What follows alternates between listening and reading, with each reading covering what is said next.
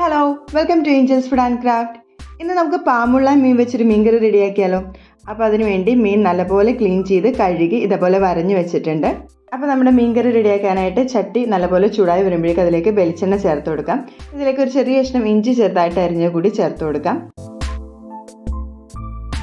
നമ്മുടെ ഇഞ്ചിയൊക്കെ ചെറുതായിട്ടൊന്ന് വഴന്നു വരുമ്പോഴേക്കും ഇതിലേക്ക് ചെറിയ ഉള്ളിയും സവാള അരിഞ്ഞത് ചേർത്ത് കൊടുക്കാം.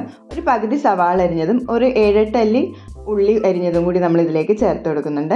നമുക്ക് വേണമെങ്കിൽ സവാള ചേർക്കാതെ ഉള്ളി കുറച്ച് കൂടുതലായിട്ട് എടുത്തിട്ട് ഇതേപോലെ ചേർത്ത് കൊടുക്കാവുന്നതാണ്. നമ്മുടെ ഉള്ളിയൊക്കെ നല്ലപോലെ മൂത്ത് വന്നിട്ടുണ്ട്. ഇനി നമുക്കിതിലേക്ക് പൊടികൾ ചേർത്ത് കൊടുക്കാം. ആദ്യം നമുക്കിതിലേക്ക് 2 ടീസ്പൂൺ മുളക് പൊടി ചേർത്ത് കൊടുക്കാം.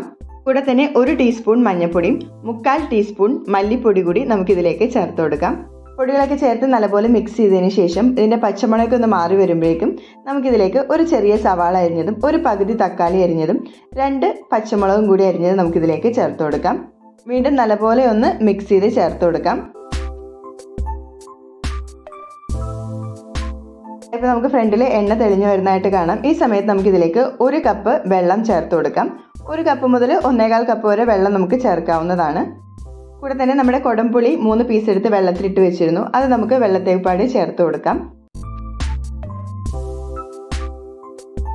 നമുക്ക് മീൻകറിക്ക് ആവശ്യമായ ഉപ്പ് കൂടി ഈ സമയത്ത് ഇതിലേക്ക് ചേർത്ത് കൊടുക്കാം. ഇപ്പം നല്ലപോലെ തിളച്ചു തുടങ്ങിയിട്ടുണ്ട്. ഈ സമയത്ത് നമുക്ക് 1 കപ്പ് തേങ്ങയുടെ 2ാം പാല് ഇതിലേക്ക് ചേർത്ത് കൊടുക്കാം. എന്നിട്ട് നമുക്ക് വീണ്ടും നല്ലപോലെ ഒന്ന് മിക്സ് ചെയ്ത് ചേർത്ത് കൊടുക്കാം. ഈ സമയത്ത് ഉപ്പ് നോക്കിയിട്ട് കുറവുണ്ടെങ്കിൽ ആവശ്യത്തിന് ഉപ്പ് കൂടി നമുക്കിവിടെ ചേർത്ത് കൊടുക്കാം. ഇപ്പം നമ്മുടെ തേങ്ങാപ്പാലൊക്കെ ചേർത്ത് നല്ലപോലെ തിളച്ച് വരുന്നുണ്ട്. ഈ സമയത്ത് നമുക്ക് മീഡിയം ഫ്ലെയിമിലാക്കിയിട്ട് നമ്മുടെ മീനിൻ്റെ പീസസ് ഇതിലേക്ക് ചേർത്ത് കൊടുക്കാം. മീൻ ഫുള്ളായിട്ട് നമ്മുടെ ചാറിൽ മുങ്ങിക്കിടക്കുന്ന രീതിയിൽ നമുക്കിതൊന്ന് ചേർത്ത് കൊടുക്കാം.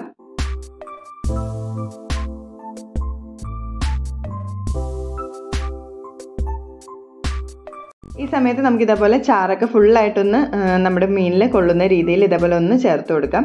നമ്മുടെ മീൻകറി തിളച്ചു തുടങ്ങിയാൽ പിന്നെ നമ്മൾ സ്പൂൺ ഇട്ട് ഇളക്കരുത്. ഇതേപോലെ ചുറ്റിച്ച് വേണം കൊടുക്കാനായിട്ട്. പിന്നീട് നമ്മൾ സ്പൂൺ കൊണ്ട് ഇളക്കി കഴിഞ്ഞാൽ നമ്മുടെ മീനൊക്കെ പൊടിഞ്ഞു പോകാൻ സാധ്യതയുണ്ട്. അതുകൊണ്ട് തന്നെ ഇടയ്ക്കിടയ്ക്കൊന്ന് ചുറ്റിച്ച് വേണം കൊടുക്കാനായിട്ട്. ഇപ്പം നമ്മുടെ ചാറൊക്കെ വറ്റി വന്നിട്ടുണ്ട്. ലോ ഫ്ലെയിമിലാക്കിയിട്ട് നമുക്ക് തേങ്ങയുടെ 1ാം പാല് ചേർത്ത് കൊടുക്കാം.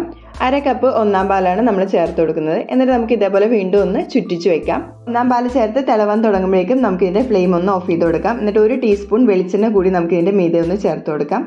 ഇതങ്ങനെ നമ്മുടെ പാമുള്ള വെച്ചുള്ള മീൻകറിയൊക്കെ ഇവിടെ റെഡി ആയിട്ടുണ്ട്. നല്ല അടിപൊളി ടേസ്റ്റാണ്. അപ്പോൾ എല്ലാവരും തീർച്ചയായും ട്രൈ ചെയ്ത് നോക്കുക. Okay, by.